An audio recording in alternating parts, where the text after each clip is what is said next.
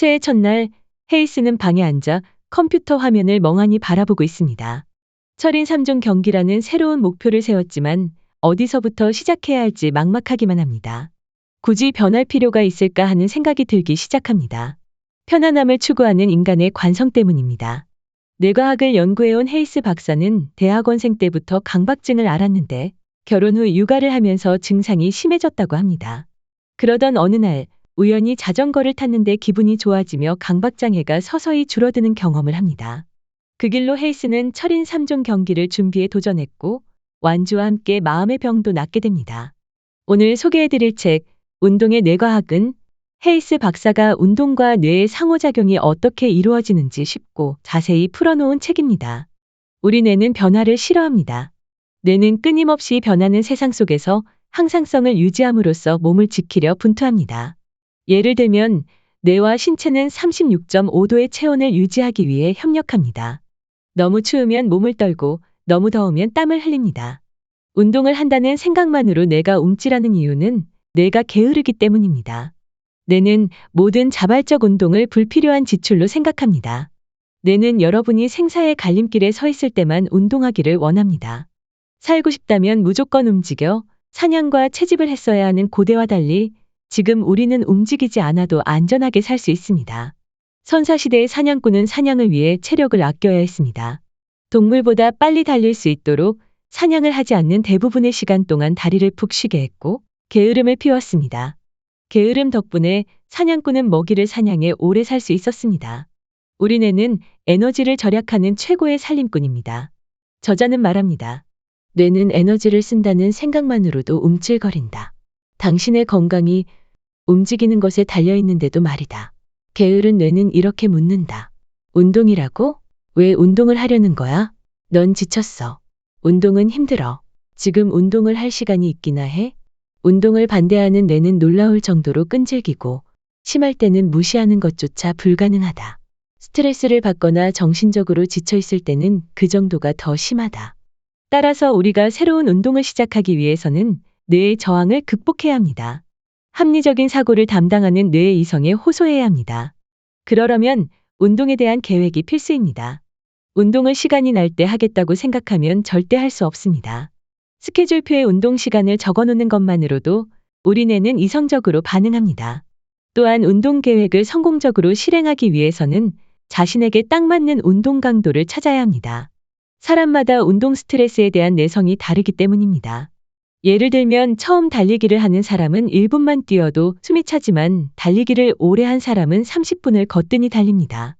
처음부터 욕심내지 말고 운동 스트레스 내성을 점진적으로 키워나가야 합니다. 운동을 할수록 힘들이지 않고 운동할 수 있는 범위가 넓어집니다. 몇 년 전에 저는 달리기를 하겠다고 매일 하기천을 뛰었던 적이 있는데요.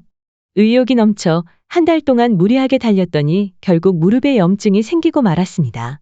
그 뒤로는 달리는 게 싫어져 그만두었습니다. 처음부터 욕심을 부리다 오히려 달리기에 대한 나쁜 이미지만 심겨진 겁니다.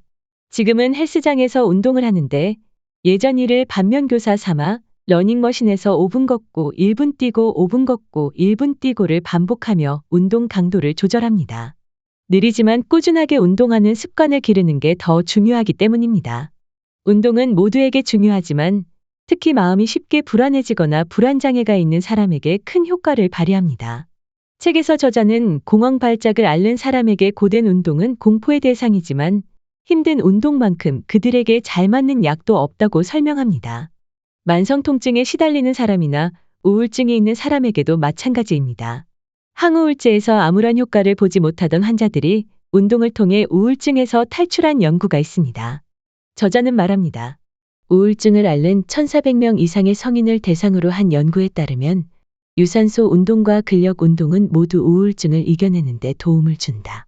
유산소 운동을 일주일에 3번 했을 때 우울증을 완화하는 데 효과가 있었고 강도에 따른 차이는 없었다. 가장 중요한 것은 지속 시간이었다. 운동 시간을 10분만 늘려도 항우울 효과가 급격하게 늘어났다. 반면 근력 운동의 경우는 지속 시간보다 강도가 중요했다. 일주일에 2~3번 근력 운동을 했을 때 운동 강도를 10%만 높여도 항우울 효과가 급격하게 커졌다. 유산소 운동이든 근력 운동이든 종류를 불문하고 모든 운동은 강력한 우울증 예방주사다. 모든 운동은 사람의 기분을 좋게 만드는 힘이 있습니다. 산책하기, 등산하기, 자전거 타기, 수영하기, 엮기 들어올리기 등 운동을 할 때 우리의 기분을 좋게 만드는 신경화학 물질인 도파민이 분비됩니다. 게다가 새로운 뇌세포를 생산하는 가장 효과적인 방법도 운동입니다. 운동을 통해 체력이 길러지면 집중력도 향상됩니다. 저자는 철인 3종 경기 완주 목표를 위해 열심히 달려왔습니다. 그러다 코로나 팬데믹이 터졌고 공식적으로 경기가 취소되었다고 합니다. 다음 경기는 언제 열릴지 기약이 없었습니다. 그녀는 어떻게 해야 할지 고민하다 혼자 철인 3종 코스를 완주하기로 결심합니다. 정신 건강을 위한 모금 운동도 진행하기로 결심했죠. 그녀는 말합니다. 마침내 홀로 철인 경기를 하는 날이었다. 시작을 알리는 총소리를 듣고 나는 달렸다. 홀로 경기하는 것은 상상 이상으로 힘겨웠다. 하지만 나는 이 책을 읽는 독자들에게 운동이 우리를 구원한다는 것을 몸소 보여주고 싶어 최선을 다했다. 13시간 10분이 흐른 뒤 나는 결승선을 통과했다. 나를 인생의 위기에서 구하고자 시작했던 여정의 끝이었다. 운동은 몸을 튼튼하게 할 뿐만 아니라 어떠한 시련 앞에서도 꺾이지 않는 마음을 선물한다. 철인 3종 경기는 내게 그 선물을 충분히 주었다. 이제 당신 차례다. 어떤 운동인지는 중요하지 않다. 핵심은 움직인다는 사실 그 자체다.